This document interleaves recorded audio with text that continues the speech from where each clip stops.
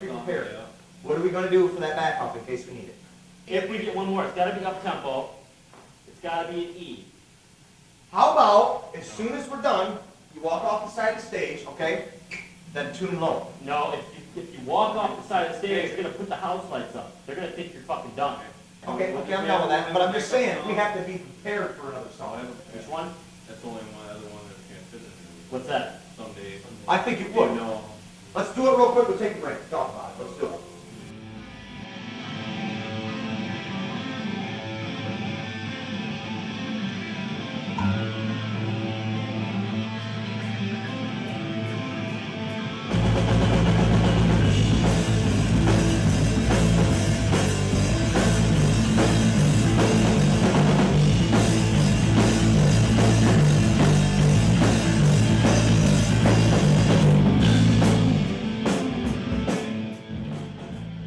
Well, tension day began when I met Tony. Well, I already knew him, but I introduced myself as a guy that wanted to sing in a band, and I wanted his ass to play the bass for me. So we got together and talked about maybe doing something. I wasn't playing with anybody, but was kind of, interested if the right project came along. Me and Chuck, we knew each other from other bands. They had a guitar player that didn't want to do it no more, so he called and asked me, and that's when we started jamming, and I've been here ever since. When JoJo first came into the band, he came in for tryouts, and he did his roll shit, all over the place, and I said, that's the guy, man. Me and Tony, our bass player, we worked together at Guitar Center. They already had the band established, and they played at a local bar, went and saw them, and was digging it. And they were real straight ahead rock, though, at that point in time. I kind of jokingly said, dude, if your drummer ever self-explodes or kind of vanishes into thin air, I'm sliding in, It's like 2 weeks later, dude, were you serious? And that was it. JoJo was the last installment of the band. Ever since he came in the band, things really started going a lot faster for us. So the ladder keeps on climbing, so we're going to keep on climbing along.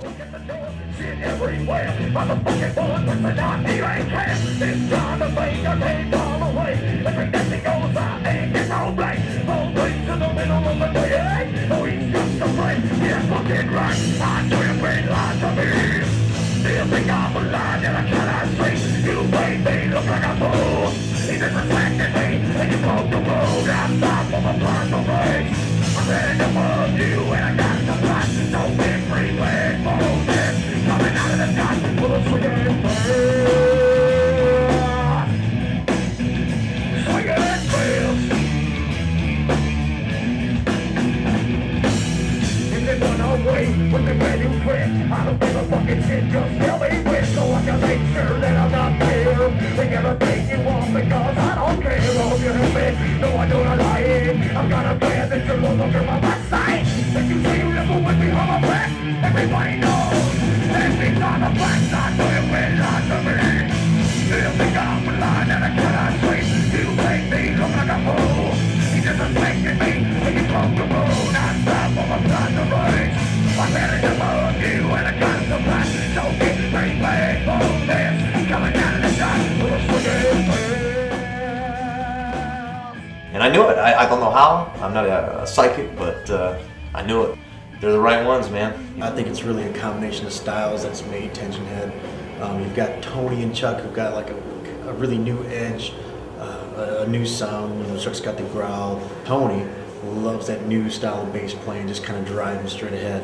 Then you've got the metalhead and Sean. And then you got me, who's kind of the curveball of the group. I'm Mr. R&B and hip hop groove guy. So I kind of throw that acid in there and just tension it.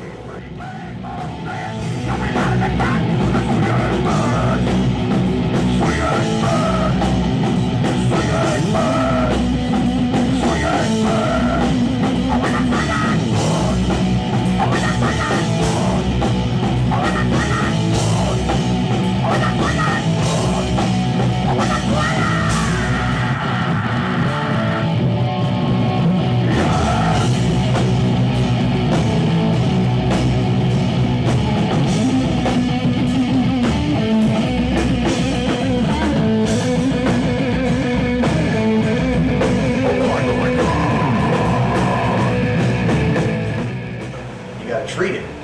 But it's a business. You know, if you don't, that's when that's why we caught it as fast as we did. Bolton came out, Tony grabbed it, I gave it to my promotions guy. And the next day we were on, we only had 5 days to promote. And this, I'm telling you what, right now, this is the biggest opportunity I've had in 15 fucking years, man. Biggest, by far. It's huge. I mean, if I would have missed it, I would have been pissed at myself. When did they both come out? The Sansan will get the fucking loads, and it'll get biting. Let me try and hook that up. Wow, I think Chuck just jumped out the window. Pressure of the hell yeah show. We do that to you. That show's gonna be so fucking badass.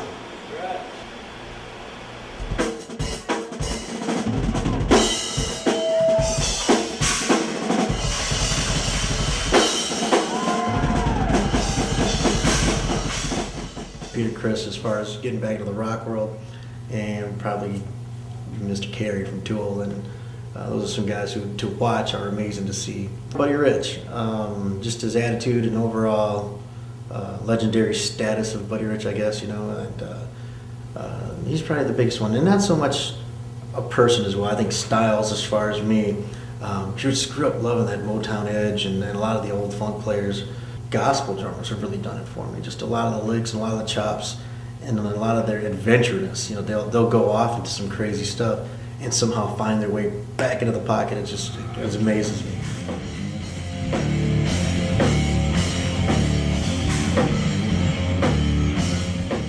I don't really have a favorite.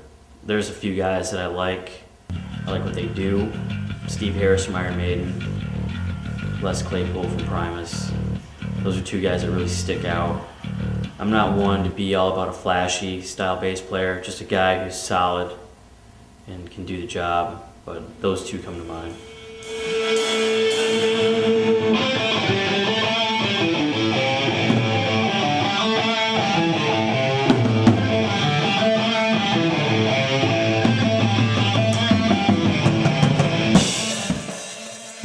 Tommy Iommi from Black Sabbath, Dimebag was pretty cool too.